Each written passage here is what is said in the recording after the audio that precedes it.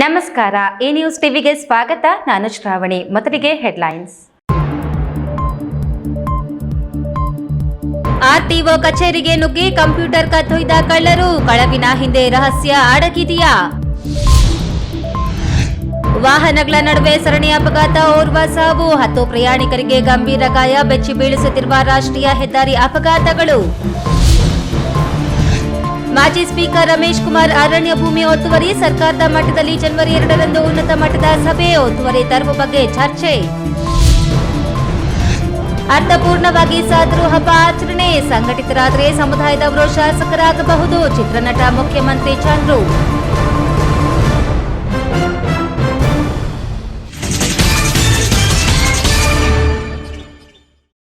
ವಾರ್ತೆಗಳ ವಿವರ. ಕಳೆದ 3 ದಿನಗಳಿಂದ ಸರ್ಕಾರಿ ಕಚೇರಿಗಳಿಗೆ ನಿರಂತರ ರಜೆ ನೀಡಲಾಗಿತ್ತು.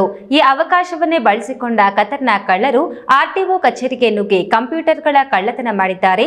ರಾತ್ರಿ ವೇಳೆ ಸೆಕ್ಯೂರಿಟಿ ವಾಚ್ಮ್ಯಾನ್ಗಳಿದ್ದರು. ಕಳ್ಳತನ ನಡೆದಿರುವುದು ಹಲವಾರು ಅನುಮಾನಗಳಿಗೆ ಎಡೆ ಮಾಡಿಕೊಟ್ಟಿದೆ. ಕಳೆದು ಹೋಗಿರುವ ಕಂಪ್ಯೂಟರ್ ಮತ್ತು ಸಿಪಿಯುಗಳಲ್ಲಿ ಕಚೇರಿಗೆ ಸಂಬಂಧಿಸಿದ ಡಾಟಾ ಲೀಕ್ ಆಗಿರುವ ಚಾನ್ಸಸ್ ಇದ್ದು, ಅದರಲ್ಲಿದ್ದ ಗೌಪ್ಯ ಮಾಹಿತಿ ಏನಿತ್ತು ಅನ್ನುವುದರ ಬಗ್ಗೆ ಆರ್ಟಿಒ ಸ್ಪಷ್ಟಪಡಿಸಬೇಕಿದೆ.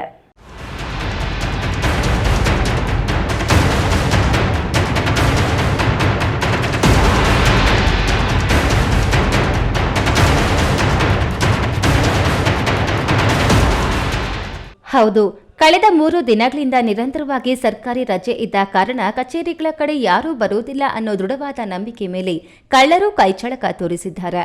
ಚಿಕ್ಕಬಳ್ಳಾಪುರ ಆರ್ಟಿಒ ಕಚೇರಿಯಲ್ಲಿ ನಿನ್ನೆ ರಾತ್ರಿ ಕಳ್ಳತನ ನಡೆದಿದ್ದು, ಕದ್ದ ಕಳ್ಳರು ಕಚೇರಿಯಲ್ಲಿದ್ದ 3 ಸಿಪಿಯು ಮತ್ತು 1 ಮಾನಿಟರ್ ಕೊಂಡೊಯ್ದಿದ್ದಾರೆ. ಕಳುವಾಗಿರುವ ಮಾಲಿನ ಬೆಲೆ 80,000 ಇರಬಹುದೆಂದು ಅಂದಾಜಿಸಲಾಗಿದೆ. ಕಚೇರಿಗೆ ರಾತ್ರಿ ಪಾಳ್ಯದಲ್ಲಿದ್ದ ಸೆಕ್ಯೂರಿಟಿ ಹೋಮ್ ಗಾರ್ಡ್ ಜಗದೀಶ್ನನ್ನ ಕೇಳಿದ್ರೆ, ಕಳ್ಳತನವಾಗಿರುವ ಮಾಹಿತಿಯೇ ನನಗೆ ಗೊತ್ತಿಲ್ಲ. ಇವತ್ತು 9 ಗಂಟೆ ವೇಳೆ ಕಚೇರಿ ಸಿಬ್ಬಂದಿ ಗಿರೀಶ್ ಎನ್ನುವವರು ದೂರವಾಣಿ ಕರೆ ಮಾಡಿದಾಗ ಕಳ್ಳತನವಾಗಿರುವ ಮಾಹಿತಿ ನೀಡಿದ್ದಾರೆ.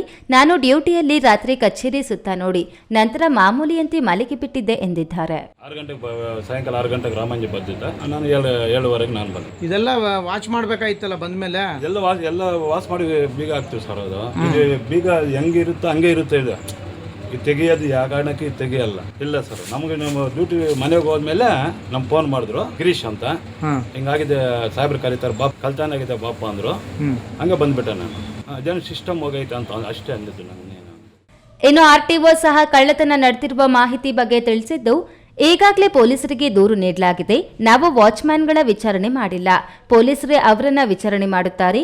ಕಂಪ್ಯೂಟರ್ನಲ್ಲಿ ಕಚೇರಿ ಮಹತ್ವದ ಡಾಟಾ ಏನಿರಲ್ಲ. ಎಲ್ಲವೂ ಆನ್ಲೈನ್ನಲ್ಲೇ ಎಂಟ್ರಿ ಆಗೋದು. ಹೆಚ್ಚಿನ ಮಾಹಿತಿಯನ್ನ ಹೇಳೋಕ್ಕಾಗಲ್ಲ. ಎಲ್ಲವನ್ನ ಪೊಲೀಸರೇ ತನಿಖೆ ನಡೆಸುತ್ತಾರೆ ಎಂದರು. ನಿನ್ನೆ ರಾತ್ರಿ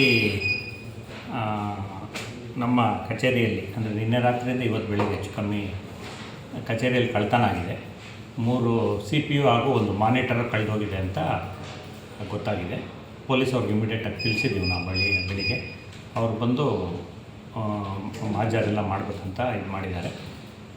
ತನಿಖೆ ನಡೀತಾ ಇದೆ, ಪ್ರಗತಿಯಲ್ಲಿದೆ. ಹಾಗೂ CCTVಯಲ್ಲೆಲ್ಲ ತೊಗೊಂಡು ಹೋಗಿದ್ದಾರೆ, ಬಂದು ಇರ್ತಾರೆ. 2 ಹೋಮ್ ಗಾರ್ಡ್ಸ್ನ ಹಾಕಿರ್ತೀವಿ ನಾವು. ನೈಟ್ ಡ್ಯೂಟಿಯಲ್ಲಿ 2 ಹೋಮ್ ಗಾರ್ಡ್ಸು ಇದ್ದರು, ಡ್ಯೂಟಿಯಲ್ಲಿ ಇದ್ದರು. ಅವ್ರನ್ನ ನಾವೇನು ವಿಚಾರಣೆ ಮಾಡಿಲ್ಲ, ಪೊಲೀಸವ್ರು ವಿಚಾರಣೆ ಮಾಡ್ತಾರೆ.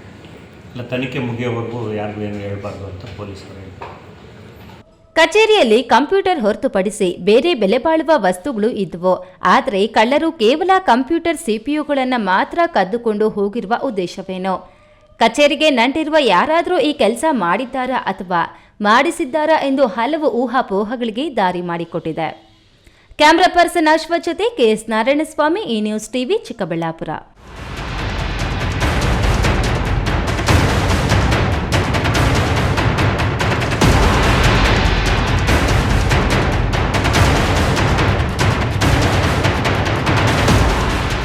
ಹೊಸ ವರ್ಷಕ್ಕೆ ಮುನ್ನ ದಿನ ನೆಲಮಂಗಲದ ರಾಷ್ಟ್ರೀಯ ಹೆದ್ದಾರಿ 48ರಲ್ಲಿ ಭೀಕರ ಸರಣಿ ಅಪಘಾತ ಸಂಭವಿಸಿದೆ.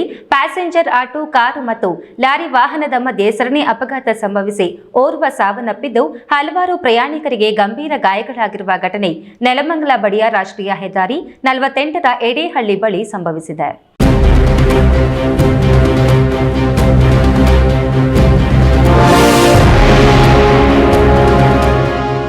ನೆಲಮಂಗಲ ತಾಲೂಕಿನ ಸೋಂಪುರ ಹೋಬಳಿಯ ರಾಷ್ಟ್ರೀಯ ಹೆದ್ದಾರಿ 48ರ ಎಡೇಹಳ್ಳಿ ಬಳಿ ಸೋಮವಾರ ಬೆಳಗ್ಗೆ ಸರಣಿ ಅಪಘಾತ ಸಂಭವಿಸಿ ಓರ್ವ ಪ್ರಯಾಣಿಕ ಸಾವನ್ನಪ್ಪಿದ್ದು ಮತ್ತಿಬ್ಬರು ಚಿಂತಾಜನಕರಾಗಿದ್ದು ಹಲವರು ಗಾಯಗೊಂಡಿದ್ದಾರೆ. ತುಮಕೂರಿನಿಂದ ಬೆಂಗಳೂರಿನ ಕಡೆಗೆ ಚಲಿಸುತ್ತಿದ್ದ ಪ್ಯಾಸೆಂಜರ್ ಆಟೋ ದಾಬಸ್ಪೇಟೆ ಕೈಗಾರಿಕಾ ಪ್ರದೇಶದ ಹೆಬ್ಬಾಗಿಲಿನ ನಿಲ್ದಾಣದ ಬಳಿ ಆಟೋ ನಿಲ್ಲಿಸಿ ಪ್ರಯಾಣಿಕರನ್ನ ಇಳಿಸುವಾಗ ಹಿಂಬದಿಯಿಂದ ವೇಗವಾಗಿ ಬಂದ ಕಾರು ಆಟೋಗೆ ಗುದ್ದಿದೆ. ಆಟೋ ಮುಂದಿದ್ದ ಲಾರಿಗೆ ಡಿಕ್ಕಿಯಾಗಿ 3 ವಾಹನದ ಮಧ್ಯೆ ಸರಣಿ ಅಪಘಾತವಾಗಿದೆ. ಅಪಘಾತದಲ್ಲಿ ಸೆಕ್ಯೂರಿಟಿ ಕೆಲಸ ಮಾಡುತ್ತಿದ್ದ ನಿಡವಂದ ವಾಸಿಯಾಗಿದ್ದ 55 ವರ್ಷದ ವೀರಣ್ಣ ಸಾವನ್ನಪ್ಪಿದ್ದು, ತಿಪ್ಪಗೊಂಡನಹಳ್ಳಿಯ ಸಿದ್ಧಾರ್ಥ ವೈದ್ಯ ಕಾಲೇಜಿನ ವಿದ್ಯಾರ್ಥಿ ನೂತನ್ ಮತ್ತು ಲಕ್ಷ್ಮಮ್ಮ ಎಂಬುವವರ ಸ್ಥಿತಿ ಗಂಭೀರವಾಗಿದೆ. ಇನ್ನು ಖಾಸಗಿ ಕಂಪನಿಗೆ ತೆರಳುತ್ತಿದ್ದ ಕೆರೆ ಕತ್ತಿಗನೂರಿನ ನೇತ್ರಾವತಿ, ಚೇಳೂರಿನ ಮಂಜುನಾಥ್, ಗುಬ್ಬಿಯ ವದಲೂರಿನ ಮೃತ್ಯುಂಜಯ, ಕ್ಯಾಮೇನಹಳ್ಳಿಯ ಕೆಂಪರಾಜು, ಬೆಂಗಳೂರಿನ ನಾಗರಬಾವಿಯ ಹರೀಶ್, ಹೆಸರುಘಟ್ಟದ ಬಿಳಿ ಜಾಜಿಯ ವೆಂಕಮ್ಮ, ಬೆಲ್ಲಿನಕೋಟೆಯ ನಾಗರಾಜು ಎಂಬುವವರಿಗೆ ತೀವ್ರ ಗಾಯಗಳಾಗಿದ್ದು ದಾಬಸ್ಪೇಟೆಯ ಖಾಸಗಿ ಆಸ್ಪತ್ರೆಯಲ್ಲಿ ಹೆಚ್ಚಿನ ಚಿಕಿತ್ಸೆ ಪಡೆಯುತ್ತಿದ್ದಾರೆ. ಬೆಳ್ಳಂಬೆಳಗ್ಗೆ ಸುಮಾರು 8 ಗಂಟೆ ವೇಳೆಯಲ್ಲಿ ಸರಣಿ ಅಪಘಾತ ಸಂಭವಿಸಿದ್ದು, ಹೊಸ ವರ್ಷಕ್ಕೆ ಮುನ್ನ ದಿನ ನಡೆದ ಸರಣಿ ಅಪಘಾತ ಸ್ಥಳೀಯರಲ್ಲಿ ಆತಂಕ ಉಂಟು ಮಾಡಿತ್ತು. ಅಪಘಾತದ ಹಿನ್ನೆಲೆ ರಸ್ತೆ ಪಕ್ಕದಲ್ಲಿ ಹಲವರು ನರಳಾಡುತ್ತಿದ್ದ ದೃಶ್ಯ ಕಂಡುಬಂದಿತ್ತು. ಆಂಬ್ಯುಲೆನ್ಸ್ ಮುಖಾಂತರ ಗಾಯಾಳುಗಳನ್ನು ಆಸ್ಪತ್ರೆಗೆ ರವಾನಿಸಲಾಯಿತು. ರಾಷ್ಟ್ರೀಯ ಹೆದ್ದಾರಿ 48ರಲ್ಲಿ ಕಿಲೋಮೀಟರ್ ಗಟ್ಟಲೆ ಟ್ರಾಫಿಕ್ ಜಾಮ್ ಉಂಟಾಗಿತ್ತು. ಸ್ಥಳಕ್ಕೆ ನೆಲಮಂಗಲ ಸಂಚಾರಿ ಠಾಣೆಯ ಪಿಐ ರವಿ ಹಾಗೂ ದಾಬಸ್ಪೇಟೆ ಪೊಲೀಸ್ ಸಿಬ್ಬಂದಿಗಳು ಆಗಮಿಸಿದ್ದರು. ನೆಲಮಂಗಲ ಸಂಚಾರಿ ಪೊಲೀಸ್ ಠಾಣೆಯಲ್ಲಿ ಪ್ರಕರಣ ದಾಖಲಾಗಿದೆ. ರಾಮ್ಪ್ರಸಾದ್ ಕೆಆರ್, ಈ ನ್ಯೂಸ್ ಟಿವಿ, ನೆಲಮಂಗಲ.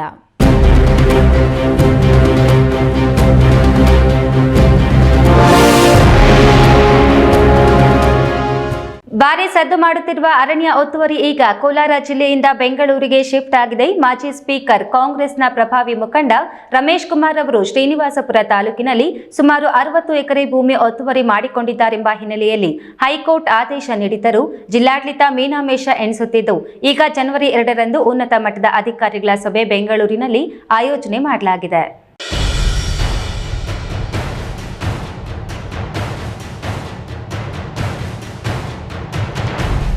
ಮಾಜಿ ಸ್ಪೀಕರ್ ರಮೇಶ್ ಕುಮಾರ್ ಶ್ರೀನಿವಾಸಪುರ ತಾಲೂಕಿನ ರಾಯಲ್ಪಾಡು ಹೋಬಳಿಯ ಹೊಸಹುಡ್ಯ ಗ್ರಾಮ ಜಿನಗಲಗುಂಟೆ ಅರಣ್ಯ ಪ್ರದೇಶದಲ್ಲಿ ಒತ್ತುವರಿ ಮಾಡಿರುವ 61 ಎಕರೆ 39 ಗುಂಟೆ ಅರಣ್ಯ ಪ್ರದೇಶ ಒತ್ತುವರಿ ತೆರವು ಬಗ್ಗೆ ಚರ್ಚಿಸಲು ಸರ್ಕಾರದ ಮಟ್ಟದಲ್ಲಿ ಜನವರಿ 2ರಂದು ಬೆಂಗಳೂರಿನಲ್ಲಿ ಉನ್ನತ ಮಟ್ಟದ ಸಭೆ ಕರೆಯಲಾಗಿದೆ. ಅರಣ್ಯ ಮತ್ತು ಪರಿಸರ ಇಲಾಖೆಯ ಕಾರ್ಯದರ್ಶಿಗಳು ಉನ್ನತ ಮಟ್ಟದ ಸಭೆಯನ್ನು ಬೆಂಗಳೂರಿನ ಬಹು ಮಹಡಿಗಳ ಕಟ್ಟಡದಲ್ಲಿ ಜನವರಿ 2ರಂದು ಮಧ್ಯಾಹ್ನ 2:30ಕ್ಕೆ ಕರೆದಿದ್ದಾರೆ. ಕಂದಾಯ ಇಲಾಖೆಯ ಪ್ರಧಾನ ಕಾರ್ಯದರ್ಶಿ, ಪ್ರಾದೇಶಿಕ ಆಯುಕ್ತರು, ಅರಣ್ಯ ಇಲಾಖೆಯ ಪ್ರಧಾನ ಮುಖ್ಯ ಅರಣ್ಯ ಸಂರಕ್ಷಣಾಧಿಕಾರಿ, ಅರಣ್ಯ ಇಲಾಖೆಯ ಭೂ ದಾಖಲೆಗಳ ಅಪರ ಮುಖ್ಯ ಅರಣ್ಯ ಸಂರಕ್ಷಣಾಧಿಕಾರಿ, ಸರ್ವೆ ಇಲಾಖೆಯ ಆಯುಕ್ತರು, ಬೆಂಗಳೂರು ವಲಯದ ಮುಖ್ಯ ಅರಣ್ಯ ಸಂರಕ್ಷಣಾಧಿಕಾರಿ ಹಾಗೂ ಕೋಲಾರ ಉಪ ಅರಣ್ಯ ಸಂರಕ್ಷಣಾಧಿಕಾರಿಗಳು ಸಭೆಯಲ್ಲಿ ಭಾಗವಹಿಸಲಿದ್ದಾರೆ. ಹೈಕೋರ್ಟ್ ಆದೇಶ ಪ್ರಕಾರ ಅರಣ್ಯ ಇಲಾಖೆ ಮತ್ತು ಕಂದಾಯ ಇಲಾಖೆ ಜಂಟಿ ಸರ್ವೆ ನಡೆಸಿ ಅರಣ್ಯ ಭೂಮಿ ಮತ್ತು ಕಂದಾಯ ಭೂಮಿಯ ಗಡಿಗಳನ್ನು ಗುರುತಿಸಿ ನಕ್ಷೆ ತಯಾರಿಸಲು ಕಳೆದ ಡಿಸೆಂಬರ್ 20ರಂದು ಕೋಲಾರ ಅರಣ್ಯ ಉಪ ಸಂರಕ್ಷಣಾಧಿಕಾರಿಗಳು ಸಭೆ ಕರೆದಿದ್ದರು. ಅರಣ್ಯ ಉಪ ಸಂರಕ್ಷಣಾಧಿಕಾರಿ ಕಂದಾಯ ಇಲಾಖೆ ಅಧಿಕಾರಿಗಳಿಗೆ ನೋಟಿಸ್ ನೀಡಲು ಅಧಿಕಾರವಿಲ್ಲ ಎಂದು ಆಕ್ಷೇಪ ವ್ಯಕ್ತಪಡಿಸಿ ಬೆಂಗಳೂರು ಕಂದಾಯ ಇಲಾಖೆಯ ಪ್ರಾದೇಶಿಕ ಆಯುಕ್ತರು ಜನವರಿ 2ರಂದು ಜಂಟಿ ಸರ್ವೆಗೆ ನಿರ್ದೇಶನ ನೀಡಿದ್ದರು. ಆದರೆ ಪ್ರಾದೇಶಿಕ ಆಯುಕ್ತರ ಕ್ರಮವನ್ನ ಕೋಲಾರ ಉಪ ಅರಣ್ಯ ಸಂರಕ್ಷಣಾಧಿಕಾರಿ ಏಡುಕೊಂಡಲು ಅವರು ಪ್ರಬಲವಾಗಿ ವಿರೋಧಿಸಿದ್ದರು. ಹೈಕೋರ್ಟ್ ಆದೇಶಕ್ಕೆ ವಿರುದ್ಧವಾಗಿ ಪ್ರಾದೇಶಿಕ ಆಯುಕ್ತರು ಸಭೆ ಕರೆದಿದ್ದಾರೆ.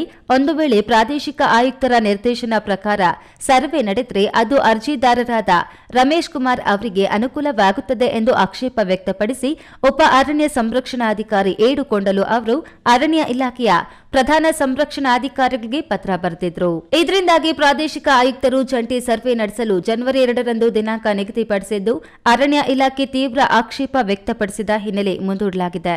ಎಲ್ಲರಿಗೂ ಗೊತ್ತಿದೆ ಅವರೇ, ಇವತ್ತು ಮಾನ್ಯ ಉಚ್ಚ ನ್ಯಾಯಾಲಯ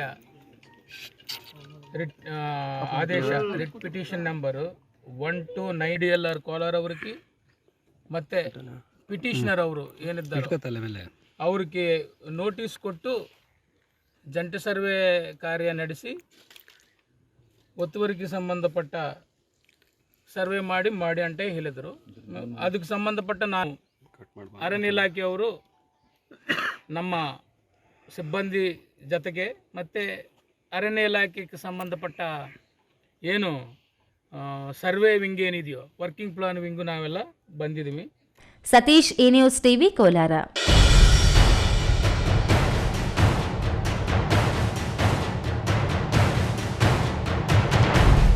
ಇದೀಗ ವಿರಾಮದ ನಂತರ ಈ ನ್ಯೂಸ್ ಟಿವಿ ಮುಂದುವರಿಯುತ್ತದೆ. ಹಿಂದೆ ಹಿಂದೂಸ್ತಾನ್ ಗೋಲ್ಡ್ ಕಂಪ್ನಿಗೆ ಬನ್ನಿ.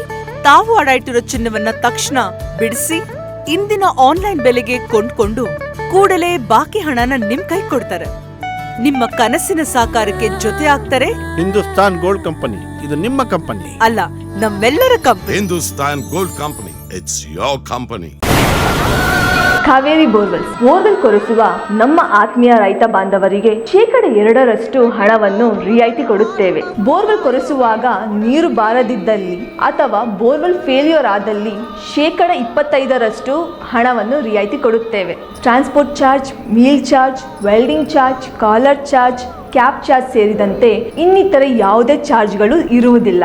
ಸಂಪರ್ಕಿಸಿ ಅಡ್ಗಲ್ ಪಾತೂರ್ ಆಮರೇಶ್, ಕಾವೇರಿ ಬೋರ್ವೆಲ್ ಏಜೆನ್ಸಿ. ನನ್ನ ಕನಸು ಡಾಕ್ಟರ್ ಆಗೋದು. ಡಾಕ್ಟರ್ ಆಗೋದು ನನ್ನ ಕನಸು. ಮಗಳು ಡಾಕ್ಟರ್ ಆಗಲಿ ಅನ್ನೋದು ನನ್ನ ಕನಸು. ಕನಸು ಎಲ್ಲರಿಗೂ ಇರುತ್ತದೆ.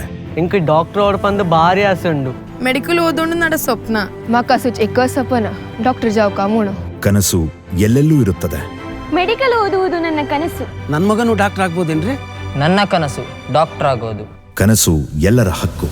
ಆದರೆ ಕನಸು ನನಸಾಗಲು ಬೇಕು ನಂಬಿಕೆ, ಛಲ ಮತ್ತು ಪರಿಶ್ರಮ. Neat academy. ವಿರಾಮದ ನಂತರ ಈ ನ್ಯೂಸ್ ಟಿವಿಗೆ ಸ್ವಾಗತ. ಪೂಜ್ಯ ಮಂಡಿ ಹರಿಯಣ್ಣನವರ ಜಯಂತ್ಯೋತ್ಸವ ಸಾದರ ಹಬ್ಬವನ್ನ ಅರ್ಥಪೂರ್ಣ ಮತ್ತು ಅದ್ದೂರಿಯಾಗಿ ಆಚರಣೆ ಮಾಡಿರುವುದು ಈ ಭಾಗದ ಹಿಂದೂ ಸಾದರ ಸಂಘಟನೆ ಮತ್ತು ಶಕ್ತಿಯ ಪ್ರತಿರೂಪವಾಗಿದೆ. 80ರ ದಶಕದಲ್ಲಿ ಈ ಭಾಗದ ಜನತೆ ನನ್ನನ್ನು ಶಾಸಕರನ್ನಾಗಿ ಆಯ್ಕೆ ಮಾಡಿದ್ದರು. ಇದೀಗ ಅಪಾರ ಜನಸ್ತೋಮ ಮತ್ತು ಸಮುದಾಯದ ಸಂಘಟನಾತ್ಮಕ ಶಕ್ತಿ ಮತ್ತೊಮ್ಮೆ ಸಾದರು ಶಾಸಕರಾಗುವ ಲಕ್ಷಣ ತೋರುತ್ತಿದೆ ಎಂದು ಪೋಷಕ ನಟ ಮುಖ್ಯಮಂತ್ರಿ ಚಂದ್ರು ಅಭಿಪ್ರಾಯಪಟ್ಟರು.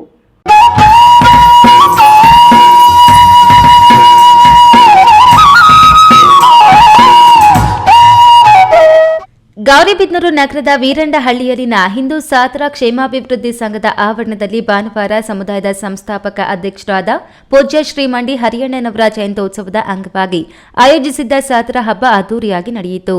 ವೇದಿಕೆ ಕಾರ್ಯಕ್ರಮಕ್ಕೂ ಮುನ್ನ ನಗರದ ವಾಲ್ಮೀಕಿ ವೃತ್ತದಲ್ಲಿ ಸಮುದಾಯದ ಸುಮಾರು 1,000ಕ್ಕೂ ಅಧಿಕ ಮಹಿಳೆಯರು ಪೂರ್ಣಕುಂಭ ಕಳಶಗಳನ್ನು ಹೊತ್ತು ಪೂಜ್ಯ ಶ್ರೀ ಮಂಡಿ ಹರಿಯಣ್ಣನವರ ಭಾವಚಿತ್ರವನ್ನು ಪಲ್ಲಕ್ಕಿಯಲ್ಲಿರಿಸಿ ಮಂಗಳವಾದ್ಯಗಳು ಮತ್ತು ವಿವಿಧ ಕಲಾ ತಂಡಗಳೊಂದಿಗೆ ನಗರ ಬಿಎಚ್ ರಸ್ತೆಯ ಮೂಲಕ ಮೆರವಣಿಗೆ ಸಾಗಿದರು. ಮೆರವಣಿಗೆಗೆ ಮಾಜಿ ಶಾಸಕರು ಮತ್ತು ಕನ್ನಡ ಚಲನಚಿತ್ರ ಪೋಷಕ ನಟರಾದ ಮುಖ್ಯಮಂತ್ರಿ ಚಂದ್ರು ಹಾಗೂ ಗಣ್ಯರು ಚಾಲನೆ ನೀಡಿದರು. ಸುಮಾರು 2.5 ಗಂಟೆಗಳ ಕಾಲ ಮೆರವಣಿಗೆಯು ಮುಖ್ಯ ರಸ್ತೆಯ ಮೂಲಕ ವೀರಂಡಹಳ್ಳಿಯಲ್ಲಿನ ಸಮುದಾಯದ ಆವರಣದವರೆಗೆ ಸಾಗಿತ್ತು.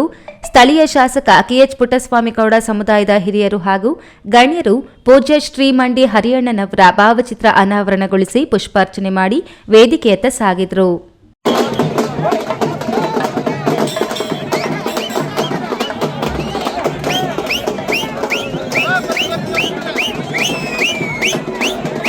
ಈ ವೇಳೆ ಸಮುದಾಯದ ಹಿರಿಯರು, ಮಾಜಿ ಶಾಸಕರು ಹಾಗೂ ಚಲನಚಿತ್ರ ಪೋಷಕ ನಟರಾದ ಮುಖ್ಯಮಂತ್ರಿ ಚಂದ್ರು ಮಾತನಾಡಿ, ಇಂದು ಸೇರಿರುವ ಅಪಾರ ಜನಸ್ತೋಮ ಮತ್ತು ಸಮುದಾಯದ ಸಂಘಟನಾತ್ಮಕ ಶಕ್ತಿ ನೋಡಿದ್ರೆ ಮತ್ತೊಮ್ಮೆ ಸಾದರು ಶಾಸಕರಾಗುವ ಲಕ್ಷಣ ತೋರುತ್ತಿದೆ. ಕಾರ್ಯಕ್ರಮದ ಯಶಸ್ವಿಗೆ ಶ್ರಮಿಸಿದ ಸಮುದಾಯದ ಎಲ್ಲ ಯುವಕರು ಮತ್ತು ಮಹಿಳೆಯರಿಗೆ ಉತ್ತಮ ಭವಿಷ್ಯ ಸಿಗಲಿದೆ.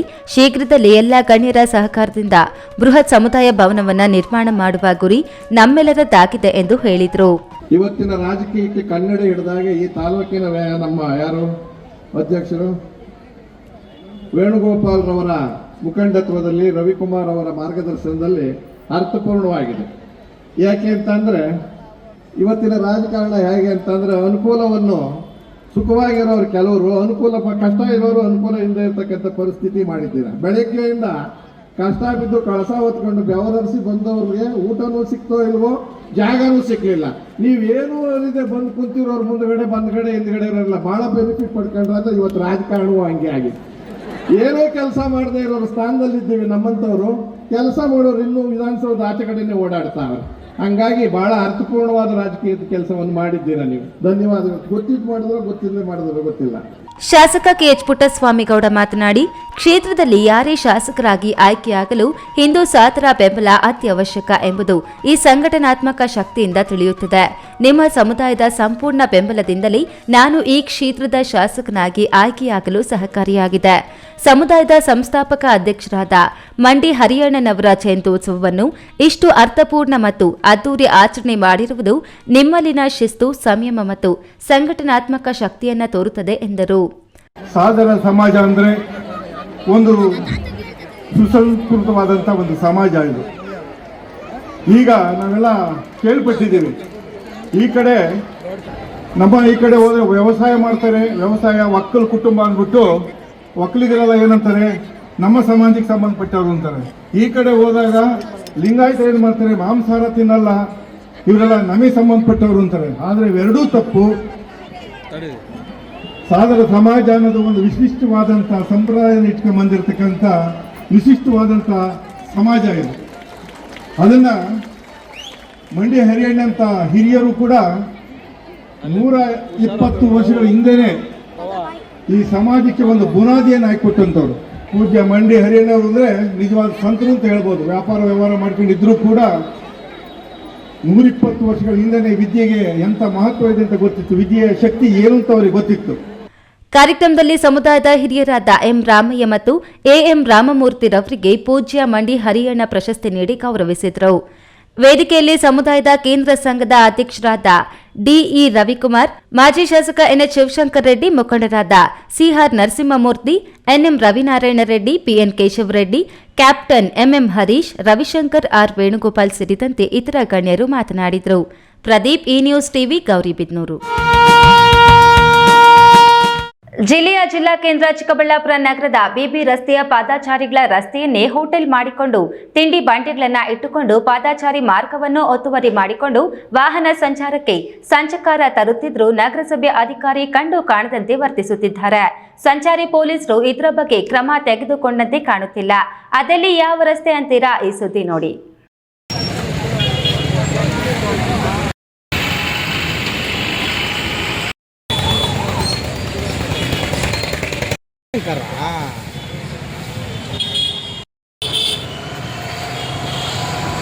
ಚಿಕ್ಕಬಳ್ಳಾಪುರ ನಗರದ ಬಿಬಿ ರಸ್ತೆಯ ಬೆಸ್ಕಾಂನಿಂದ ರೈಲ್ವೆ ನಿಲ್ದಾಣ ರಸ್ತೆಯವರೆಗಿನ ಎರಡೂ ಬದಿಯಲ್ಲಿ ದಿನ ಬೆಳಗಾದರೆ ಸಾವಿರಾರು ಸಾರ್ವಜನಿಕರು ಮತ್ತು ವಿದ್ಯಾರ್ಥಿಗಳು ಸಂಚಾರ ಮಾಡುವುದರ ಜೊತೆಗೆ ವಾಹನ ದಟ್ಟಣೆ ಹೆಚ್ಚಾಗುತ್ತಲೇ ಇರುತ್ತದೆ.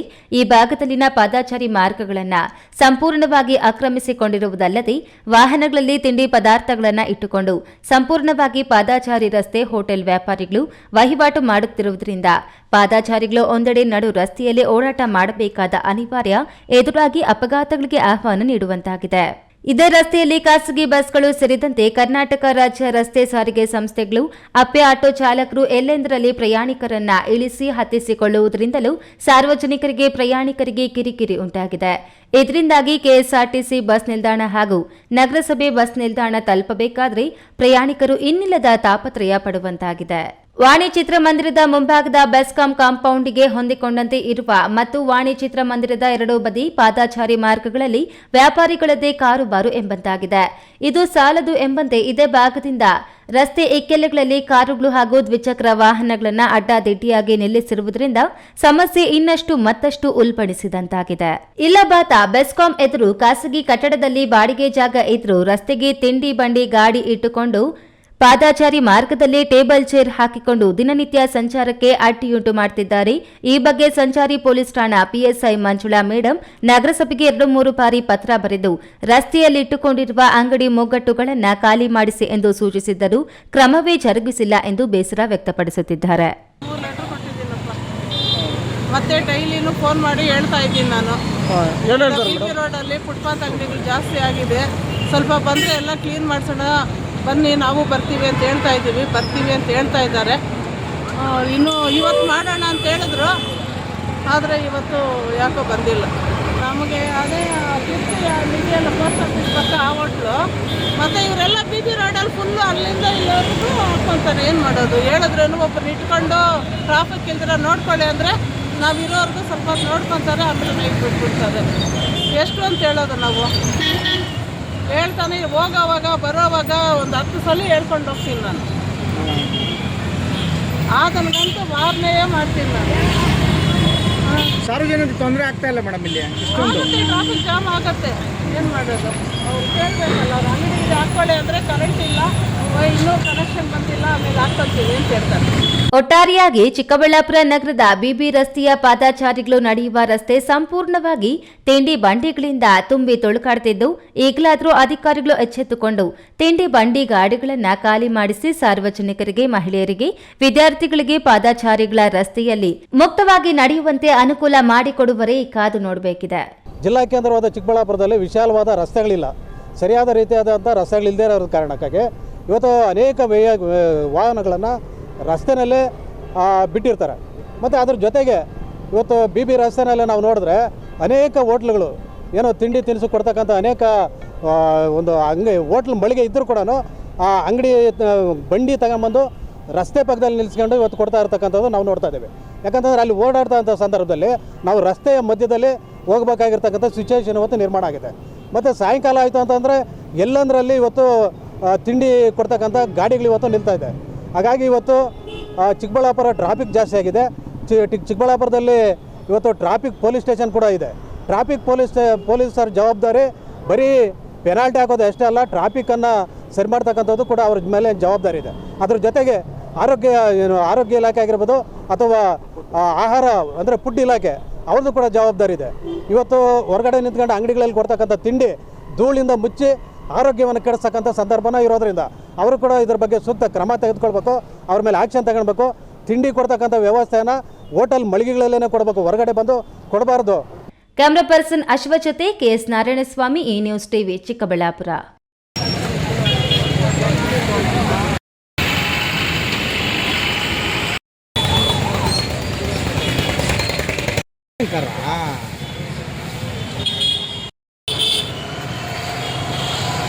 ಹೊಸ ವರ್ಷಾಚರಣೆಗೆ ಪೊಲೀಸರು ಬಿಗಿ ಕ್ರಮಗಳನ್ನು ಕೈಗೊಂಡಿದ್ದು 31ರ ರಾತ್ರಿಯಿಂದಲೇ ನಂದಿ ಗಿರಿಧಾಮಕ್ಕೆ ತೆರಳುವ ರಸ್ತೆಗಳನ್ನು ಬಂದ್ ಮಾಡಲು ನಿರ್ಧರಿಸಿದ್ದಾರೆ.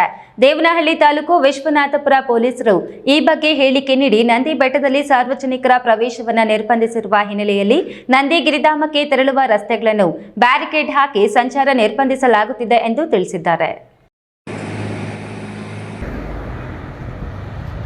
ಮುಖ್ಯವಾಗಿ ಯುವಕರಲ್ಲಿ ಯಾರು ಕೂಡ ನಂದಿ ರೋಡ್ಗೆ ರಾತ್ರಿ 10 ಗಂಟೆ ಮೇಲೆ ಯಾರು ಬರತಕ್ಕದ್ದಲ್ಲ. ಹೊಸ ವರ್ಷದಾಚರಣೆಯ ಪ್ರಯುಕ್ತ ಪೊಲೀಸ್ ಭದ್ರತೆ ಹೆಚ್ಚಿಸಲಾಗಿದೆ. ನಂದಿ ಮುಖ್ಯ ರಸ್ತೆ ಸುತ್ತಮುತ್ತಲಿನ ಯಾವುದೇ ರಸ್ತೆಯಲ್ಲಿ ಹೊಸ ವರ್ಷದ ಆಚರಣೆ ಯಾವುದೂ ಇರುವುದಿಲ್ಲ. ಆಚರಣೆಗೆ ಅನುಮತಿಯೂ ಸಹ ಕೊಟ್ಟಿರುವುದಿಲ್ಲ. ಸಾರ್ವಜನಿಕರು ನಂದಿಯ ಸುತ್ತಮುತ್ತ ಹೊಸ ವರ್ಷಕ್ಕೆ ಸಂಬಂಧಪಟ್ಟಂತೆ ಹೊಸ ವರ್ಷದ ಆಚರಣೆ ಇದೆ ಎಂದು ಡಿಸೆಂಬರ್ 31ರ ರಾತ್ರಿ ಬರುವಂತಹವರಿದ್ರೆ ಅಂತಹವರಿಗೆ ನಿರ್ಬಂಧವಾಗಿರುತ್ತದೆ. ರಸ್ತೆಯಲ್ಲಿ ಪೊಲೀಸ್ ಬಂದೋಬಸ್ತ್ ಇರುತ್ತದೆ. ರಸ್ತೆಯಲ್ಲಿ ಬ್ಯಾರಿಕೇಡ್ಗಳನ್ನು ಅಳವಡಿಸಲಾಗಿರುತ್ತದೆ. 10 ಗಂಟೆಯ ನಂತರ ಯಾರನ್ನು ಸಹ ಬಿಡುವುದಿಲ್ಲ ಎಂದು ಎಚ್ಚರಿಕೆ ನೀಡಿದರು. ಭದ್ರತೆಯನ್ನು ಹೆಚ್ಚಳ ಮಾಡಲಾಗಿದೆ. ಮುಖ್ಯವಾಗಿ ನಂದಿ ಮುಖ್ಯ ರಸ್ತೆಯ ಮತ್ತು ನಂದಿ ಸುತ್ತಮುತ್ತಲಿನಲ್ಲಿ ಯಾವುದೇ ರೀತಿಯ ಹೊಸ ವರ್ಷದ ಆಚರಣೆಗಳು ಯಾವುದೂ ಇರೋದಿಲ್ಲ. ನ್ಯೂ ಇಯರ್ ಸೆಲೆಬ್ರೇಷನ್ಗೆ ಯಾವುದೇ ರೀತಿಯ ಪರ್ಮಿಷನ್ನು ಕೊಟ್ಟಿರೋದಿಲ್ಲ. ಆದ್ದರಿಂದ ಸಾರ್ವಜನಿಕರಲ್ಲಿ ಒಂದು ವಿನಂತಿ ಏನು ಅಂತಂದರೆ, ನಂದಿಯ ಸುತ್ತಮುತ್ತ ನ್ಯೂ ಇಯರ್ಗೆ ಸಂಬಂಧಪಟ್ಟಂತೆ ಸೆಲೆಬ್ರೇಷನ್ಗಳಿದೆ, ಹೊಸ ವರ್ಷಾಚರಣೆ ಇರುತ್ತೆ ಅಂತ ಯಾರಾದರೂ 31st ನೈಟ್ ಬರೋದಿದ್ದರೆ ಅಂಥವರು ಸ್ಟಾಪ್ ಮಾಡಬೇಕು. ಯಾರು ಬರೋ ರೀತಿ ಇರೋದಿಲ್ಲ. ಹಾಗೆಯೇ ಮತ್ತು ಸೂಕ್ತ ಪೊಲೀಸ್ ಬಂದೋಬಸ್ತು ಮತ್ತು ರಸ್ತೆಗಳಲ್ಲಿ ಬ್ಯಾರಿಕೇಡ್ಸ್ ನಿರ್ಮಿಸಿರೋದ್ರಿಂದ 10 ಗಂಟೆ ಮೇಲೆ ಯಾರನ್ನೂ ಕೂಡ ಅಲ್ಲಿಗೆ ಬಿಡೋದಿಲ್ಲ. ಇನ್ನು ನಂದಿ ಬೆಟ್ಟದ ಮುಖ್ಯ ರಸ್ತೆ ಸೇರಿದಂತೆ ಇತರೆ ಸಂಪರ್ಕ ರಸ್ತೆಗಳಲ್ಲಿ ವೀಲಿಂಗ್, ಓಪನ್ ಕಾರುಗಳಲ್ಲಿ ಓಡಾಡುವುದಕ್ಕೆ ಕಡಿವಾಣ ಇರುತ್ತದೆ. ಮುಖ್ಯವಾಗಿ ಯುವಕರು ಬರಬಾರದು.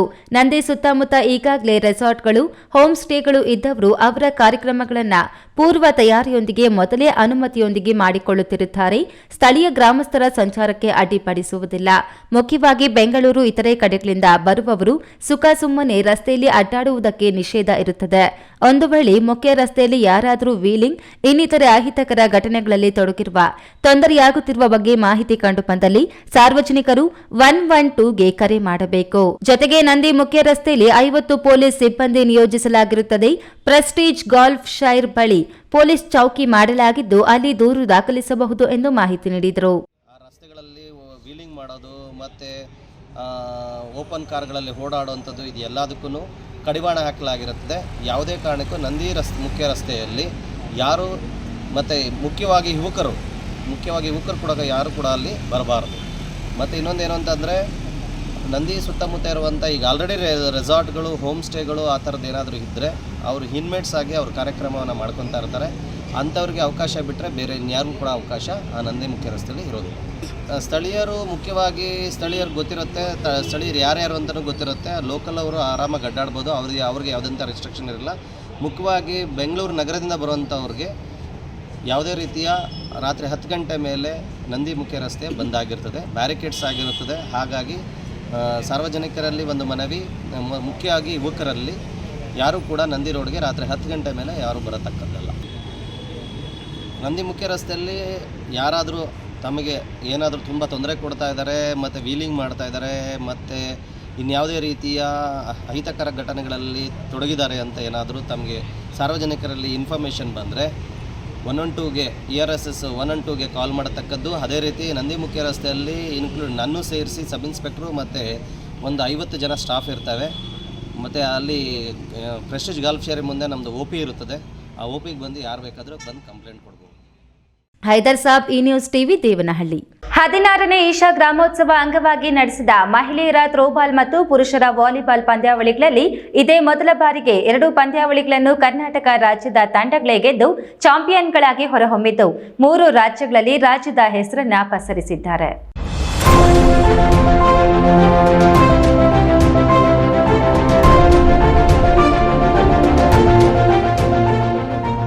ಈಶಾ 16ನೇ ಗ್ರಾಮೋತ್ಸವದ ಪ್ರಯುಕ್ತ ನಡೆಸಿದ ಮಹಿಳೆಯರ ಥ್ರೋಬಾಲ್ ಮತ್ತು ಪುರುಷರ ವಾಲಿಬಾಲ್ ಪಂದ್ಯಾವಳಿಗಳಲ್ಲಿ ಕರ್ನಾಟಕ ರಾಜ್ಯದ ತಂಡಗಳೇ 2 ಪಂದ್ಯಾವಳಿಗಳನ್ನು ಗೆದ್ದು ಚಾಂಪಿಯನ್ಗಳಾಗಿ ಹೊರಹೊಮ್ಮಿದ್ದಾರೆ. ಕರ್ನಾಟಕ ಮೂರ್ನಾಡಿನ ಕಾಂತೂರು ಫ್ರೆಂಡ್ಸ್ ತಂಡವು ಮಹಿಳೆಯರ ಥ್ರೋಬಾಲ್ ಚಾಂಪಿಯನ್ಶಿಪ್ನಲ್ಲಿ ಕೊಯಂಬತ್ತೂರಿನ ಪಿಜಿಪುದೂರ್ ತಂಡವನ್ನು ನೇರ ಸೆಟ್ಗಳಲ್ಲಿ ಸೋಲಿಸಿ ವಿಜೇತರಾದರೆ, ಚಿಕ್ಕಮಗಳೂರಿನ ಅಲಿಫ್ ಸ್ಟಾರ್ ತಂಡವು ಪುರುಷರ ವಾಲಿಬಾಲ್ ಪಂದ್ಯದಲ್ಲಿ ಉಡುಪಿಯ ಪಲ್ಲಿ ಫ್ರೆಂಡ್ಸ್ ತಂಡವನ್ನು ರೋಮಾಂಚಕ ಪೈಪೋಟಿಯಲ್ಲಿ ಮಣಿಸಿತು. ಕೊಯಂಬತ್ತೂರಿನ ಈಶಾ ಯೋಗ ಕೇಂದ್ರದಲ್ಲಿ 112 ಅಡಿ ಎತ್ತರದ ಆದಿಯೋಗಿಯ ಸಮ್ಮುಖದಲ್ಲಿ ಅದ್ಭುತ ಅಂತಿಮ ಪಂದ್ಯಗಳು ನಡೆದವು.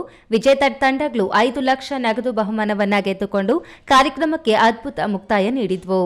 ಸದ್ಗುರುಗಳ ಜೊತೆಗೆ ಕ್ರಿಕೆಟ್ ದಿಗ್ಗಜರಾದ ವೀರೇಂದ್ರ ಸೆಹವಾಗ್ ಮತ್ತು ವೆಂಕಟೇಶ್ ಪ್ರಸಾದ್ ಅವರು ಈ ಐತಿಹಾಸಿಕ ಸಂದರ್ಭಕ್ಕೆ ಸಾಕ್ಷಿಯಾಗಿದ್ದು, ಭಾರತ ಮತ್ತು ವಿದೇಶಗಳಿಂದ ಸಾವಿರಾರು ಪ್ರೇಕ್ಷಕರು ಈ ಕಾರ್ಯಕ್ರಮವನ್ನು ವೀಕ್ಷಿಸಲು ಆಗಮಿಸಿದ್ದರು. ಈಶಾ ಗ್ರಾಮೋತ್ಸವವು ದಕ್ಷಿಣ ಭಾರತದ ಕರ್ನಾಟಕ, ಆಂಧ್ರಪ್ರದೇಶ, ತೆಲಂಗಾಣ, ಕೇರಳ, ತಮಿಳುನಾಡು ಮತ್ತು ಕೇಂದ್ರಾಡಳಿತ ಪ್ರದೇಶ ಪುದುಚೇರಿ ರಾಜ್ಯಗಳಾದ್ಯಂತ ನಡೆಯುವ 2 ತಿಂಗಳ ಕ್ರೀಡಾ ಮಹೋತ್ಸವವಾಗಿದ್ದು, 162ಕ್ಕೂ ಹೆಚ್ಚು ಗ್ರಾಮೀಣ ಪ್ರದೇಶಗಳಲ್ಲಿ ನಡೆಯುವ ಈ ಉತ್ಸವದಲ್ಲಿ 43,000ಕ್ಕೂ ಹೆಚ್ಚು ಆಟಗಾರರು ಭಾಗವಹಿಸಿದ್ರು. ಇದರಲ್ಲಿ 10,000ಕ್ಕೂ ಹೆಚ್ಚು ಗ್ರಾಮೀಣ ಮಹಿಳೆಯರಿದ್ದು, ಅದರಲ್ಲಿ ಹೆಚ್ಚಿನವರು ಗೃಹಿಣಿಯರು ವಾಲಿಬಾಲ್ ಮತ್ತು ಥ್ರೋಬಾಲ್ ಪಂದ್ಯಗಳಲ್ಲಿ ಭಾಗವಹಿಸಿದ್ರು. 2004ರಲ್ಲಿ ಸದ್ಗುರುಗಳು ಪ್ರಾರಂಭಿಸಿದ ಈಶಾ ಗ್ರಾಮೋತ್ಸವವು ಗ್ರಾಮೀಣ ಸಮುದಾಯಗಳ ಜೀವನದಲ್ಲಿ ಕ್ರೀಡೆ ಮತ್ತು ಆಟದ ಮನೋಭಾವವನ್ನು ತರುವ ಗುರಿಯನ್ನ ಹೊಂದಿದೆ. ಈ ಉತ್ಸವವು ವೃತ್ತಿಪರ ಆಟಗಾರರನ್ನ ಹೊರತುಪಡಿಸಿ ದಿನಗೂಲಿ ಕಾರ್ಮಿಕರು, ಮೀನುಗಾರರು ಮತ್ತು ಗೃಹಿಣಿಯರು ಸೇರಿದಂತೆ ಸಾಮಾನ್ಯ ಗ್ರಾಮೀಣ ಜನರಿಗೆ ತಮ್ಮ ದೈನಂದಿನ ಚಟುವಟಿಕೆಗಳಿಂದ ದೂರ ಸರಿದು ಕ್ರೀಡೆಯ ಆಚರಣೆ ಮತ್ತು ಒಗ್ಗಟ್ಟಿನ ಶಕ್ತಿಯನ್ನು ಅನುಭವಿಸಲು ಒಂದು ವೇದಿಕೆಯನ್ನಾಗಿ ರೂಪಿಸಿದೆ ಎಂದು ಸದ್ಗುರು ಜಗಿ ವಾಸುದೇವ್ ಅಭಿಪ್ರಾಯಪಟ್ಟಿದ್ದು, ಇನ್ನಷ್ಟು ಜನರನ್ನ ಈ ಕ್ರೀಡಾ ಚಟುವಟಿಕೆಗಳಲ್ಲಿ ಭಾಗವಹಿಸುವಂತೆ ಮಾಡುವುದೇ ನಮ್ಮ ಆಶಯ ಎಂದಿದ್ದಾರೆ. ಕೆಎಸ್ ನಾರಾಯಣಸ್ವಾಮಿ, ಈ ನ್ಯೂಸ್ ಟಿವಿ, ಚಿಕ್ಕಬಳ್ಳಾಪುರ.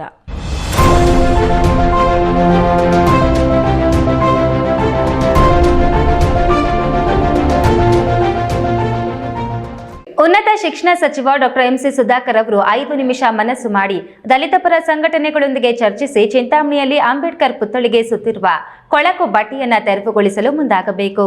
ಇಲ್ಲವಾದಲ್ಲಿ ನಮ್ಮ ಪಕ್ಷ ಕೂಡ ದಲಿತ ಪರ ಸಂಘಟನೆಗಳ ಒಕ್ಕೂಟದ ಅನಿರ್ದಿಷ್ಟಾವಧಿ ಪ್ರತಿಭಟನೆಗೆ ಸಾಥ್ ನೀಡಿ ಬೆಂಬಲ ನೀಡುವುದಾಗಿ ಮಾಜಿ ಶಾಸಕ ಜೆಕೆ ಕೃಷ್ಣಾರೆಡ್ಡಿರವರು ಎಚ್ಚರಿಕೆ ನೀಡಿದ್ದಾರೆ. ನಾವು ಕೂಡ ನಮ್ಮ ಪಕ್ಷದಿಂದ ಬುಧವಾರ ಸಾಂಕೇತಿಕವಾಗಿ ಎಲ್ಲರೂ ಕೂಡ ಸೇರಿ ಅವತ್ತು ಪ್ರತಿಭಟನೆ ಮಾಡುವಂಥದ್ದು. ಚಿಂತಾಮಣಿ ನಗರ ಹೊರವಲಯದ ಜೆಕೆ ಭವನದಲ್ಲಿ ನೂತನ ವರ್ಷ 2025ರ ಹೊಸ ವರ್ಷದ ಕ್ಯಾಲೆಂಡರ್ಗಳನ್ನು ಮಾಜಿ ಶಾಸಕ ಜೆಕೆ ಕೃಷ್ಣಾರೆಡ್ಡಿರವರು ಬಿಡುಗಡೆ ಮಾಡಿ 2025ರ ಹೊಸ ವರ್ಷದಲ್ಲಿ ಉತ್ತಮ ಮಳೆಯಾಗಿ ಉತ್ತಮ ಬೆಳೆಯಾಗಿ ಜನ ಜಾನುವಾರುಗಳು ಸುಖ ಶಾಂತಿ ನೆಮ್ಮದಿಯಿಂದ ಬಾಳಲೆಂದು ತಾಲೂಕಿನ ಜನತೆಗೆ ಶುಭ ಹಾರೈಸಿದರು. ಮಾಧ್ಯಮದವರೊಂದಿಗೆ ಮಾಜಿ ಶಾಸಕ ಜೆಕೆ ಕೃಷ್ಣಾರೆಡ್ಡಿ ಮಾತನಾಡಿ, ಚಿಂತಾಮಣಿ ನಗರದ ಸರ್ಕಾರಿ ಬಾಲಕರ ಹಿರಿಯ ಪ್ರಾಥಮಿಕ ಶಾಲಾ ಆವರಣದಲ್ಲಿ ಒಂದು ಸಂಘಟನೆಯವರು ಸಂವಿಧಾನ ಶಿಲ್ಪಿ ಡಾಕ್ಟರ್ ಬಿಆರ್ ಅಂಬೇಡ್ಕರ್ ಅವರ ಪುತ್ಥಳಿಯನ್ನು ಪ್ರತಿಷ್ಠಾಪಿಸಿ 4 ತಿಂಗಳಿಗೂ ಹೆಚ್ಚು ಕಾಲವಾಗಿದ್ದು, ತಾಲೂಕು ಆಡಳಿತ ಹಾಗೂ ಜಿಲ್ಲಾಡಳಿತ ಅಂಬೇಡ್ಕರ್ ಅವರಿಗೆ ಸುತ್ತಿರುವ ಕೊಳಕು ಬಟ್ಟೆಯನ್ನ ತೆರವುಗೊಳಿಸದಿರುವುದು ಖಂಡನೀಯ ಹಾಗೂ ಅಂಬೇಡ್ಕರ್ ಅವರಿಗೆ ಮಾಡಿದ ಅಪಮಾನವಾಗಿದೆ.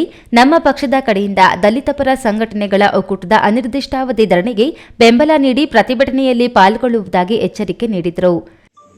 ನಗರ ಭಾಗದಲ್ಲಿ ಸರ್ಕಾರಿ ಪ್ರೌಢಶಾಲೆಯಲ್ಲಿ ಈಗಾಗಲೇ ಏನು ಅಂಬೇಡ್ಕರ್ ಪುತ್ಥಳಿಯನ್ನು ಸ್ಥಾಪನೆ ಮಾಡಿದ್ದಾರೆ, ಅದಕ್ಕೆ ಕೊಳಕು ಬಟ್ಟೆಯನ್ನು ಸುತ್ತಿ ಯಾರೂ ಕೂಡ ಅದನ್ನು ಪುತ್ಥಳಿಗೆ ದರ್ಶನ ಮಾಡುವಂಥ ರೀತಿಯಲ್ಲಿಲ್ಲ. ಎಲ್ರಿಗೂ ಕೂಡ ಈಗ ಕಾಡ್ತಾ ಇರ್ತಕ್ಕಂಥದ್ದು ಏನು ಅಂದರೆ ಕೊಳಕು ಬಟ್ಟೆ ಸುತ್ತಿರ್ತಕ್ಕಂಥದ್ದು ವಿಚಾರ, ಅದನ್ನು ತೆರವುಗೊಳಿಸಬೇಕು. ನಾನು ಮಾನ್ಯ ಮಂತ್ರಿಗಳಿಗೆ ಒತ್ತಾಯ ಮಾಡ್ತೇನೆ, ಅವ್ರು ಮನಸ್ಸು ಮಾಡಿದ್ರೆ 5 ನಿಮಿಷಗಳ ಕಾಲ ಅಷ್ಟೇ, 5 ನಿಮಿಷ ಕೆಲಸ.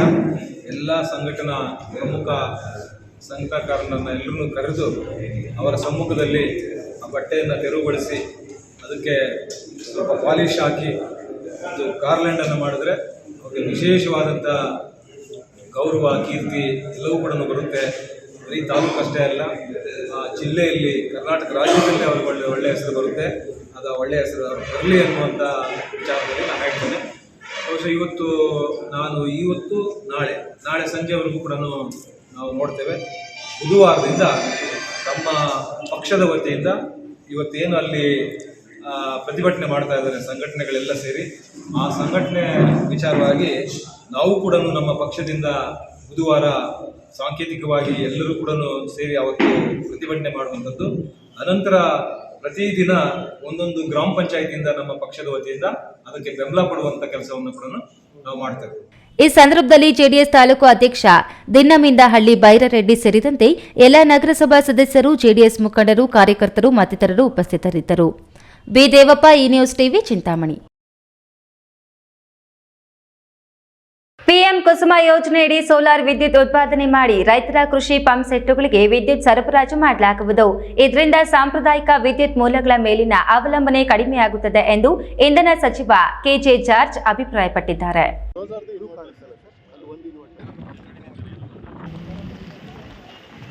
ಇಂಧನ ಸಚಿವ ಕೆಜೆ ಜಾರ್ಜ್ ಮತ್ತು ದೆಹಲಿ ವಿಶೇಷ ಪ್ರತಿನಿಧಿ ಶಿರಾ ಕ್ಷೇತ್ರದ ಶಾಸಕ ಡಾಕ್ಟರ್ ಟಿಬಿ ಜಯಚಂದ್ರ ಅವರು ಇಂದು ತುಮಕೂರು ಜಿಲ್ಲೆಯ ಶಿರಾ ತಾಲೂಕಿನ ಚಂಗಾವರ ಮತ್ತು ಚಿಕ್ಕ ಬಾಣಗೆರೆ ಗ್ರಾಮದ ಬಳಿ ಪಿಎಂ ಕುಸುಮ್ ಯೋಜನೆಯಡಿ ನಿರ್ಮಾಣ ಮಾಡಲಾಗಿರುವ ಸೋಲಾರ್ ಪಾರ್ಕ್ ವೀಕ್ಷಣೆ ಮಾಡಿ ರೈತರು ಮತ್ತು ಅಧಿಕಾರಿಗಳ ಜೊತೆ ಸಂವಾದ ನಡೆಸಿದರು. ಈ ಸಂದರ್ಭದಲ್ಲಿ ಇಂಧನ ಸಚಿವ ಕೆಜೆ ಜಾರ್ಜ್ ಮಾತನಾಡಿ, ಪಿಎಂ ಕುಸುಮ್ ಯೋಜನೆ ರೈತರ ಹಸಿರು ಭವಿಷ್ಯಕ್ಕಾಗಿ ಬದ್ಧತೆಯನ್ನ ಇಟ್ಟುಕೊಂಡಿವೆ. ರೈತರಿಗೆ ನಿರಂತರ ವಿದ್ಯುತ್ ಪೂರೈಕೆಯಿಂದ ಕೃಷಿ ಚಟುವಟಿಕೆಗಳು ಹೆಚ್ಚಾಗಲಿವೆ. ಈ ವಿದ್ಯುತ್ ಸ್ಥಾವರಗಳಿಂದ ಉತ್ಪತ್ತಿಯಾಗುತ್ತಿರುವ ವಿದ್ಯುತ್ 2299 ಕೃಷಿ ಪಂಪ್ಸೆಟ್ಗಳಿಗೆ ವಿದ್ಯುತ್ ಒದಗಿಸುತ್ತದೆ. ಸಾಂಪ್ರದಾಯಿಕ ವಿದ್ಯುತ್ ಮೂಲಗಳ ಮೇಲಿನ ಅವಲಂಬನೆಯನ್ನ ಕಡಿಮೆ ಮಾಡುತ್ತದೆ. ಇಂತಹ ಯೋಜನೆಗಳು ರೈತರನ್ನ ಸಬಲಗೊಳಿಸುತ್ತವೆ. ಕೃಷಿ ಉತ್ಪಾದಕತೆ ಮತ್ತು ಗ್ರಾಮೀಣ ಪ್ರದೇಶದ ರೈತರ ಆರ್ಥಿಕ ಬೆಳವಣಿಗೆಗೆ ಸಹಕಾರಿಯಾಗುತ್ತದೆ ಎಂದರು. ರೈತರಿಗೆ ಒಳ್ಳೆಯದು ಮತ್ತು ಬೇರೆಯವರಿಗೂ ಸಮೇತ ಪಂಚಾಯತ್ ರಾಜ್ ಯಾರಿಗೆ ಕೊಡ್ತಾ ಇರೋದು, ರೈತರಿಗೆ ತಾನೇ ಇದು ಗ್ರಾಮಾಂತರ ಪ್ರದೇಶದಲ್ಲಿ ಕೊಡ್ತಾ ಇರೋದು.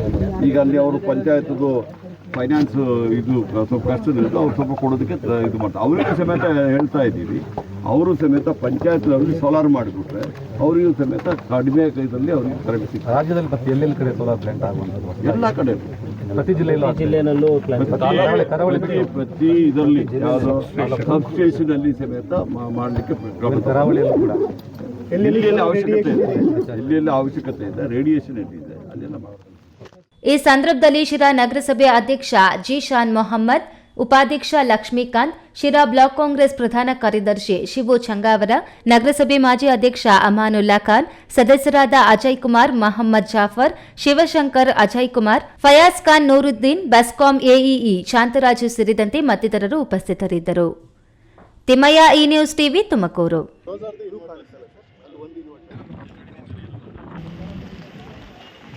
ನೃತ್ಯ ಸಂಗೀತ ಕಲೆಗಳಿಂದ ಮಕ್ಕಳಿಗೆ ಹಲವಾರು ರೀತಿಯ ಉಪಯೋಗಗಳಿವೆ. ನೃತ್ಯ ಸಂಗೀತ ಕಲೆಗಳು ನಮ್ಮ ಭಾರತದ ಬೆನ್ನೆಲುಬು ಮತ್ತು ನಮ್ಮ ಸಂಸ್ಕೃತಿ. ಇವುಗಳನ್ನು ಕಾಪಾಡುವಂತಹ ಜವಾಬ್ದಾರಿ ಪೋಷಕರ ಮೇಲಿದೆ ಎಂದು ಶ್ರೀ ಲಕ್ಷ್ಮೀ ವೆಂಕಟೇಶ್ವರ ಸಿಲಿಕಾನ್ ಸಿಟಿ ಆಸ್ಪತ್ರೆಯ neuro surgeon doctor Supreeth CS ರವರು ತಿಳಿಸಿದರು.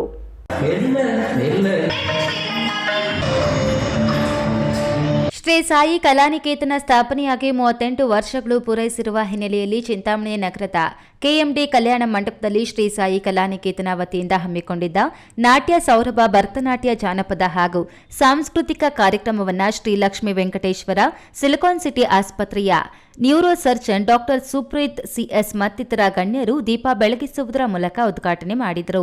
ಈ ವೇಳೆ ಕಾರ್ಯಕ್ರಮವನ್ನು ಉದ್ದೇಶಿಸಿ ಡಾಕ್ಟರ್ ಸುಪ್ರೀತ್ ಮಾತನಾಡಿ, ನಮ್ಮ ಮಕ್ಕಳು ದೇಶದ ಭವಿಷ್ಯ. ನೃತ್ಯ, ಸಂಗೀತ ಕಲೆಗಳನ್ನು ಮಕ್ಕಳು ಕಲಿಯುವುದರಿಂದ ಅವರ ಜ್ಞಾನ ಮತ್ತಷ್ಟು ವೃದ್ಧಿಯಾಗುತ್ತದೆ.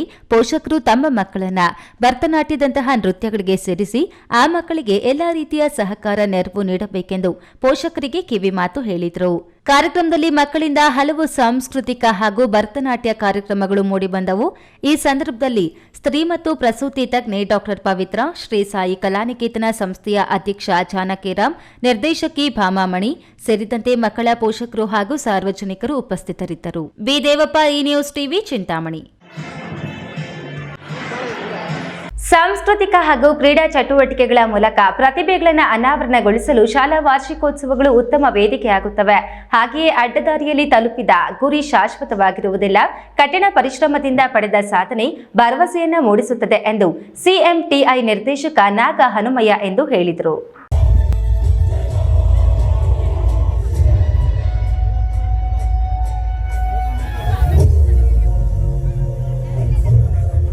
ನೆಲಮಂಗಲ ಸಮೀಪದ ಮಾದನಾಯಕನಹಳ್ಳಿ ಲಕ್ಷ್ಮೀಪುರ ರಸ್ತೆಯ ದೊಂಬರಹಳ್ಳಿಯಲ್ಲಿ ಗುಣಮಟ್ಟದ ಶಿಕ್ಷಣಕ್ಕೆ ಹೆಸರುವಾಸಿಯಾಗಿರುವ ಅಪೋಲೋ ಆಂಗ್ಲ ಶಾಲೆಯಲ್ಲಿ ಸಂಸ್ಥಾಪಕರಾದ ವಿ ಸಿದ್ದಗಂಗಯ್ಯನವರ ನೇತೃತ್ವದಲ್ಲಿ 13ನೇ ವರ್ಷದ ಶಾಲಾ ವಾರ್ಷಿಕೋತ್ಸವದ ಅಂಗವಾಗಿ ಹಮ್ಮಿಕೊಂಡಿದ್ದ ಅಪೋಲೋ ಉತ್ಸವ 2024-25ನೇ ಸಮಾರಂಭದಲ್ಲಿ ಸಿಎಂಟಿಐ ನಿರ್ದೇಶಕ ನಾಗ ಹನುಮಯ್ಯ ಮುಖ್ಯ ಅತಿಥಿಯಾಗಿ ಭಾಗವಹಿಸಿ ಮಾತನಾಡಿ, ಸಾಂಸ್ಕೃತಿಕ ಹಾಗೂ ಕ್ರೀಡಾ ಚಟುವಟಿಕೆಗಳ ಮೂಲಕ ಪ್ರತಿಭೆಗಳನ್ನು ಅನಾವರಣಗೊಳಿಸಲು ಶಾಲಾ ವಾರ್ಷಿಕೋತ್ಸವಗಳು ಉತ್ತಮ ವೇದಿಕೆಯಾಗುತ್ತವೆ. ಹಾಗೆಯೇ ಅಡ್ಡದಾರಿಯಲ್ಲಿ ತಲುಪಿದ ಗುರಿ ಶಾಶ್ವತವಾಗಿರುವುದಿಲ್ಲ ಎಂದು ತಿಳಿಸಿದರು.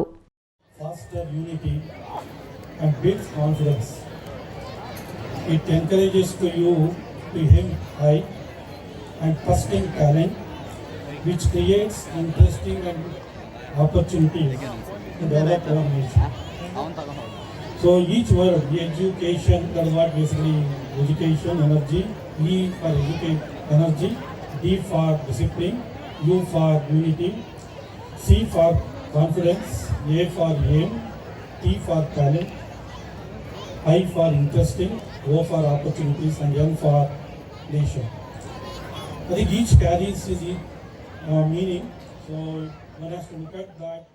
ಇದೇ ವೇಳೆ 2025ನೇ ವರ್ಷದ ಹೊಸ ಕ್ಯಾಲೆಂಡರ್ ಅನ್ನು ಕಾರ್ಯಕ್ರಮದ ಅತಿಥಿಗಳು ಬಿಡುಗಡೆ ಮಾಡಿದರು.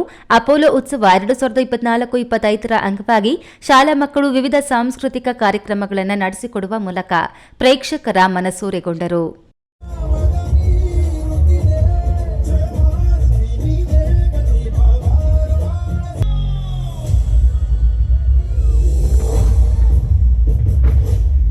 ಈ ಸಂದರ್ಭದಲ್ಲಿ ಶಾಲೆಯ ಸಂಸ್ಥಾಪಕರಾದ V Siddagangaiah, Vidyashankar education institution chief executive officer doctor Satish M, Bechchihalli, doctor C Siddaraju, Likhitha SN, ಶಾಲೆಯ admin Geetha TR, CEO Prajwal SN, Sharadamma Chowdappa ಮತ್ತಿತರರು ಉಪಸ್ಥಿತರಿದ್ದರು.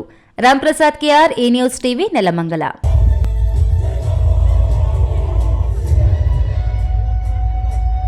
ಇದೀಗ ವಿರಾಮದ ನಂತರ ಈ ನ್ಯೂಸ್ ಟಿವಿ ಮುಂದುವರಿಯುತ್ತದೆ. ಭಾರತದ ಪ್ರತಿಷ್ಠಿತ ದ್ವಿಚಕ್ರ ವಾಹನಗಳಲ್ಲಿ ಒಂದಾದ ಹೀರೋ ಬೈಕ್ಗಳು ಚಿಕ್ಕಬಳ್ಳಾಪುರ ಜಿಲ್ಲೆಯಲ್ಲಿ ಲಭ್ಯ. ಉದ್ಯಮಿ ಅಧಿಕೃತ ಡೀಲರ್ ಲಕ್ಷ್ಮೀನಾರಾಯಣ್ ಸಾರಥ್ಯದಲ್ಲಿ ಆರಂಭವಾಗಿರುವ ಶೋರೂಮ್ ಹಲವು ವೈಶಿಷ್ಟ್ಯತೆಗಳಿಂದ ಕೂಡಿದೆ. ಹೀರೋ ಕಂಪನಿಯ ಬೈಕ್ಗಳ ಅಧಿಕೃತ ಮಾರಾಟಗಾರರು ಮತ್ತು ಸರ್ವಿಸ್ ಸೆಂಟರ್ ಸೇವೆಗಳು ಚಿಕ್ಕಬಳ್ಳಾಪುರದಲ್ಲಿ ಈಗ ಲಭ್ಯ. ವಿಳಾಸ ವಿಶಾಲ್ ಮಾರ್ಟ್ ಮುಂಭಾಗ, ಬೇಬಿ ರಸ್ತೆ, ಚಿಕ್ಕಬಳ್ಳಾಪುರ. ಚಿಕ್ಕಬಳ್ಳಾಪುರ ನಗರದ ಹೃದಯ ಭಾಗದಲ್ಲೊಂದು ಸುಸಜ್ಜಿತ ಬಡಾವಣೆ ಶ್ರೀರಂಗ ಕುಟೀರ. ರಾಷ್ಟ್ರೀಯ ಹೆದ್ದಾರಿ 69ರ ಎಂಜಿ ರಸ್ತೆಯ ಎಪಿಎಂಸಿ ಮಾರುಕಟ್ಟೆಗೆ ಸಮೀಪ 40 ಎಕರೆಗಳ ವಿಶಾಲ ಪ್ರದೇಶದಲ್ಲಿ ನಿರ್ಮಾಣವಾಗಿರುವ ಕೂಡ ಮತ್ತು ರೇರಾ ಅನುಮೋದಿತ ನಿವೇಶನಗಳು ಮಾರಾಟಕ್ಕೆ ಲಭ್ಯ. ವಿಶಾಲವಾದ ರಸ್ತೆಗಳು, ಉದ್ಯಾನವನ, ಕ್ಲಬ್ ಹೌಸ್ ಸೇರಿದಂತೆ ಎಲ್ಲ ಅಗತ್ಯ ಸೌಲಭ್ಯಗಳನ್ನು ಹೊಂದಿರುವ ಚಿಕ್ಕಬಳ್ಳಾಪುರ ನಗರದ ದೊಡ್ಡ ಬಡಾವಣೆ ಶ್ರೀರಂಗ ಕುಟೀರ. ನಿವೇಶನ ಖರೀದಿಸಲು ಬ್ಯಾಂಕ್ ಸಾಲ ಸೌಲಭ್ಯ ಲಭ್ಯ. ಜೈನ್ ಮಿಷನ್ ಆಸ್ಪತ್ರೆ ಜೈನ್ ಮಿಷನ್ ಟ್ರಸ್ಟ್ನ ಲಾಭರಹಿತ ಉಪಕ್ರಮ. ಕರ್ನಾಟಕ ರಾಜ್ಯ ಬೀಜ ನಿಗಮ ಪಕ್ಕ ಬಿಬಿ ರಸ್ತೆ, ಚಿಕ್ಕಬಳ್ಳಾಪುರ. ದಶಕಗಳಿಂದ ಆರೋಗ್ಯ ಕ್ಷೇತ್ರದಲ್ಲಿ ಲಾಭರಹಿತವಾಗಿ ಸೇವೆ ಸಲ್ಲಿಸುತ್ತಿರುವ ಜೈನ್ ಮಿಷನ್ ಆಸ್ಪತ್ರೆ ದಿನದ 24 ಗಂಟೆ ತುರ್ತು ಚಿಕಿತ್ಸೆಯಿಂದ ಹಿಡಿದು ಎಲ್ಲಾ ಕಾಯಿಲೆಗಳಿಗೂ ಇಲ್ಲಿ ಚಿಕಿತ್ಸೆ ಲಭ್ಯ. ದೂರವಾಣಿ ಸಂಖ್ಯೆ 08156295108. ತುರ್ತು ಸಹಾಯವಾಣಿ 6364464470. ವಿರಾಮದ ನಂತರ ಈ ನ್ಯೂಸ್ ಟಿವಿಗೆ ಮತ್ತೆ ಸ್ವಾಗತ. ಇದೀಗ ಸಂಕ್ಷಿಪ್ತ ಸುದ್ದಿಗಳು. ಗೌರಿಬಿದನೂರು ನಗರದಲ್ಲಿ ಪ್ರತಿನಿತ್ಯ ಕಳ್ಳತನವಾಗುತ್ತಿರುವುದು ಇತ್ತೀಚೆಗೆ ಸರ್ವೇ ಸಾಮಾನ್ಯವಾಗುತ್ತಿದೆ. ಗೌರಿಬಿದನೂರು ನಗರದ ರಿಲಯನ್ಸ್ ಪೆಟ್ರೋಲ್ ಬಂಕ್ ಮುಂಭಾಗದ ಕರ್ನಾಟಕ ಗ್ಲಾಸ್, ಪ್ಲೇವುಡ್ ಮತ್ತು ಹಾರ್ಡ್ವೇರ್ ಅಂಗಡಿ ಮೇಲ್ಭಾಗದ ರೇಕಿನ ಟಾಪ್ ಕಟ್ ಮಾಡಿ 15,000 ಹಣ ಮತ್ತು ಇತರೆ ವಸ್ತುಗಳನ್ನು ದೋಚಿರುವ ಘಟನೆ ಭಾನುವಾರ ಮಧ್ಯರಾತ್ರಿ ನಡೆದಿದ್ದು, ಸೋಮವಾರ ಬೆಳಗ್ಗೆ ಪ್ರಕರಣ ಬೆಳಕಿಗೆ ಬಂದಿದೆ. ಅಂಗಡಿ ಮಾಲೀಕ ಮುಬಾರಕ್ ಮಾತನಾಡಿ, ಭಾನುವಾರ ರಾತ್ರಿ 9ರ ಸಮಯದಲ್ಲಿ ವ್ಯಾಪಾರ ಮುಗಿಸಿಕೊಂಡು ಅಂಗಡಿ ಬೀಗ ಹಾಕಿಕೊಂಡು ಹೋಗಿದ್ದೆವು. ಎಂದಿನಂತೆ ಸೋಮವಾರ ಬೆಳಗ್ಗೆ ಅಂಗಡಿ ಬೀಗ ತೆಗೆದು ಒಳಗೆ ಹೋಗಿ ನೋಡಿದಾಗ ಅಂಗಡಿಯ ಮೇಲ್ಭಾಗವನ್ನ ಕಟ್ ಮಾಡಿ ಒಳಗೆ ಬಂದು ಅಂಗಡಿಯಲ್ಲಿದ್ದ 15,000 ಹಣ ಮತ್ತು ಇತರೆ ಸಾಮಗ್ರಿಗಳನ್ನು ಯಾರೋ ಬಂದು ಕಳ್ಳತನ ಮಾಡಿರುವುದು ಸಿಸಿ ಕ್ಯಾಮೆರಾದಲ್ಲಿ ಸರಿಯಾಗಿದೆ. ಈ ಕುರಿತು ನಗರ ಪೊಲೀಸ್ ಠಾಣೆಯಲ್ಲಿ ದೂರು ನೀಡಿದ್ದೇನೆ ಎಂದರು. ಸ್ಥಳಕ್ಕೆ ಗೌರಿಬಿದನೂರು ನಗರ ಠಾಣೆಯ ಅಪರಾಧ ವಿಭಾಗದ ಸಿಬ್ಬಂದಿಗಳು ಭೇಟಿ ನೀಡಿ ಸಿಸಿ ಕ್ಯಾಮೆರಾ ಪರಿಶೀಲಿಸಿ ಮುಂದಿನ ಕ್ರಮ ಕೈಗೊಂಡಿದ್ದಾರೆ. ಗೌರಿಬಿದನೂರು ಪಟ್ಟಣದ ಮುನೇಶ್ವರ ಬಡಾವಣೆಯ ತೀರ್ಥಶಾಲೆಯಲ್ಲಿ ರಾಷ್ಟ್ರಕವಿ ಕುವೆಂಪುರವರ ಜಯಂತಿಯ ಪ್ರಯುಕ್ತ ವಿಶ್ವ ಮಾನವ ದಿನಾಚರಣೆಯನ್ನು ಆಚರಿಸಲಾಯಿತು. ಸಂಸ್ಥೆಯ ಅಧ್ಯಕ್ಷ ಡಾ ಕೆವಿ ಪ್ರಕಾಶ್ ಪುಟ್ಟಪ್ಪನವರಿಗೆ ಪುಷ್ಪ ನಮನ ಮಾಡಿ ಮಾತನಾಡಿ, ಕುವೆಂಪುರವರ ವೈಚಾರಿಕತೆಗಳು ಮತ್ತು ವಿಶ್ವ ಮಾನವ ಸಂದೇಶಗಳು ಎಂದೆಂದಿಗೂ ಜೀವಂತವಾಗಿರುತ್ತವೆ. ಕುವೆಂಪುರವರ ವೈಚಾರಿಕ ಪ್ರಜ್ಞೆ ಇಂದಿನ ಸಮಕಾಲೀನ ಸಮಾಜಕ್ಕೆ ಅವಶ್ಯಕವಾಗಿದೆ. ಕುವೆಂಪು ತಮ್ಮ ಅಗಾಧ ಪಾಂಡಿತ್ಯದ ಮೂಲಕ ಕನ್ನಡ ಸಾಹಿತ್ಯವನ್ನ ಶ್ರೀಮಂತಗೊಳಿಸಿದ್ದಾರೆ ಎಂದರು. ಮುಖ್ಯ ಶಿಕ್ಷಕಿ ಎಂ ಶೋಭಾ ಮಾತನಾಡಿ, ಪೋಷಕರು, ಶಿಕ್ಷಕರು ಮತ್ತು ವಿದ್ಯಾರ್ಥಿಗಳು ಕುವೆಂಪುರವರ ಸಾಹಿತ್ಯವನ್ನ ಓದಬೇಕು ಮತ್ತು ಅವರ ನಾಟಕಗಳನ್ನು ನೋಡಿ ಆಧುನಿಕತೆ ಮತ್ತು ಸಾಮಾಜಿಕ ನ್ಯಾಯದ ಪರಿಕಲ್ಪನೆಯನ್ನ ಅರ್ಥೈಸಿಕೊಳ್ಳಬೇಕು. ಪುಟ್ಟಪ್ಪನವರ ಪುಟ್ಟ ಕಥೆಗಳನ್ನು ಪರಾಮರ್ಶೆ ಮಾಡಿ ಅದರಲ್ಲಿ ಅಡಗಿರುವ ಮೌಲ್ಯಗಳನ್ನು ನಾವುಗಳು ಬೆಳೆಸಿಕೊಳ್ಳಬೇಕೆಂದು ಕರೆ ಕೊಟ್ಟರು. ಕಾರ್ಯಕ್ರಮದಲ್ಲಿ ಶಿಕ್ಷಕಿಯರಾದ ಭಾರ್ಗವಿ, ಸಾಯಿ ಪ್ರಿಯಾ, ಸಂಧ್ಯಾ, ಚಂದ್ರಮ್ಮ ಮತ್ತು ಪುಟಾಣಿಗಳು ಉಪಸ್ಥಿತರಿದ್ದರು. ಮಾಲೂರು ತಾಲೂಕಿನ ಚಿಕ್ಕ ತಿರುಪತಿ ಗ್ರಾಮ ಪಂಚಾಯಿತಿ ಅಧ್ಯಕ್ಷ ಸ್ಥಾನಕ್ಕೆ ನಡೆದ ಚುನಾವಣೆಯಲ್ಲಿ ಜಿವಿ ಮಂಜುನಾಥ್ ಜಯಗಳಿಸಿದ್ದಾರೆ. ಈ ಹಿಂದೆ ಇದ್ದ ಅಧ್ಯಕ್ಷರು ರಾಜೀನಾಮೆ ನೀಡಿದ ಹಿನ್ನೆಲೆಯಲ್ಲಿ ಸೋಮವಾರ ನಡೆದ ಚುನಾವಣೆಯಲ್ಲಿ ಜಿವಿ ಮಂಜುನಾಥ್ ಹಾಗೂ ಚಂದ್ರಕಲಾಕ್ಕೆ ಇಬ್ಬರು ನಾಮಪತ್ರ ಸಲ್ಲಿಸಿದ್ರು. ನಡೆದ ಚುನಾವಣೆಯಲ್ಲಿ ಜಿವಿ ಮಂಜುನಾಥ್ 21 ಮತಗಳನ್ನು ಪಡೆದು ಜಯಗಳಿಸಿದ್ರು. ಚಂದ್ರಕಲಾ ಕೇವಲ 7 ಮತಗಳು ಪಡೆದು ಸೋಲು ಅನುಭವಿಸಿದ್ರು. ಈ ವೇಳೆ ನೂತನ ಅಧ್ಯಕ್ಷ ಜಿವಿ ಮಂಜುನಾಥ್ ಮಾತನಾಡಿ, ಶಾಸಕ ಕೆವೈ ನಂಜೇಗೌಡ ಅಭಿವೃದ್ಧಿ ಕಾರ್ಯಗಳಿಂದ 29 ಸದಸ್ಯರ ಪೈಕಿ 21 ಸದಸ್ಯರು ನನ್ನನ್ನು ಅಧ್ಯಕ್ಷ ಸ್ಥಾನಕ್ಕೆ ಆಯ್ಕೆ ಮಾಡಲಾಗಿದ್ದು, ಹಳ್ಳಿಗಳಲ್ಲಿ ಮೂಲಭೂತ ಸೌಕರ್ಯಗಳ ಜೊತೆಗೆ ಇನ್ನೂ ಹೆಚ್ಚಿನ ಅಭಿವೃದ್ಧಿ ಕಾರ್ಯಗಳಿಗೆ ಪ್ರಾಮಾಣಿಕವಾಗಿ ಪ್ರಯತ್ನ ಮಾಡುತ್ತೇನೆ ಎಂದರು. ಈ ಸಂದರ್ಭದಲ್ಲಿ ಮಾಜಿ ಅಧ್ಯಕ್ಷ ರಾಮ್ಪ್ರಸಾದ್, ನೊಸಗೆರೆ ಗ್ರಾಮ ಪಂಚಾಯಿತಿ ಅಧ್ಯಕ್ಷ ವಿನಾಯಗೌಡ, ಎಟ್ಟಕೋಡಿ ವೀರಭದ್ರಪ್ಪ, ಶಶಿಧರ್, ಸದಸ್ಯರಾದ ಸಂಪಂಗೆರೆ ರಘು, ಪ್ರೇಮ್, ರಾಘವೇಂದ್ರ, ಪ್ರಸಾದ್, ಸತೀಶ್ ರೆಡ್ಡಿ ಸೇರಿದಂತೆ ಸದಸ್ಯರು, ಮುಖಂಡರು ಹಾಜರಿದ್ದರು. ಕೊನೆಯದಾಗಿ ಮತ್ತೊಮ್ಮೆ ಹೆಡ್ಲೈನ್ಸ್. ಆರ್ಟಿಒ ಕಚೇರಿಗೆ ನುಗ್ಗಿ ಕಂಪ್ಯೂಟರ್ ಕದ್ದೊಯ್ದ ಕಳ್ಳರು, ಕಳವಿನ ಹಿಂದೆ ರಹಸ್ಯ ಅಡಗಿದೆಯಾ? ವಾಹನಗಳ ನಡುವೆ ಸರಣಿ ಅಪಘಾತ, ಓರ್ವ ಸಾವು, 10 ಪ್ರಯಾಣಿಕರಿಗೆ ಗಂಭೀರ ಗಾಯ, ಬೆಚ್ಚಿ ಬೀಳಿಸುತ್ತಿರುವ ರಾಷ್ಟ್ರೀಯ ಹೆದ್ದಾರಿ ಅಪಘಾತಗಳು. ಮಾಜಿ ಸ್ಪೀಕರ್ ರಮೇಶ್ ಕುಮಾರ್ ಅರಣ್ಯ ಭೂಮಿ ಒತ್ತುವರಿ, ಸರ್ಕಾರದ ಮಟ್ಟದಲ್ಲಿ ಜನವರಿ 2ರಂದು ಉನ್ನತ ಮಟ್ಟದ ಸಭೆ, ಒತ್ತುವರಿ ತರುವ ಬಗ್ಗೆ ಚರ್ಚೆ. ಅರ್ಥಪೂರ್ಣವಾಗಿ ಸಾಧರು ಹಬ್ಬ ಆಚರಣೆ, ಸಂಘಟಿತರಾದರೆ ಸಮುದಾಯದವರು ಶಾಸಕರಾಗಬಹುದು, ಚಿತ್ರನಟ ಮುಖ್ಯಮಂತ್ರಿ ಚಂದ್ರು. ದಿನನಿತ್ಯದ ಸುದ್ದಿ ಸ್ವಾರಸ್ಯಕ್ಕಾಗಿ ತಪ್ಪದೆ ವೀಕ್ಷಿಸಿ ಈ ನ್ಯೂಸ್ ಟಿವಿ.